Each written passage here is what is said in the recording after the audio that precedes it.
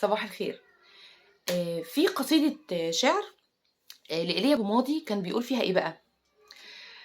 قل للذي أحصى السنين مفاخرا يا صاح ليس السر في السنوات لكنه في المرء كيف يعيشها في يقظة أم في عميق سبات. كلام إيليا أبو ماضي ده بيقول فيما معناه ان هي حياه واحده، هي حياه واحده بس اللي احنا هنعيشها، فمش من الفطنه ومش من الذكاء انك تعيش الحياه دي وانت في صراع مع حد، متخانق مع حد، بتأذي نفسك بالصراع ده.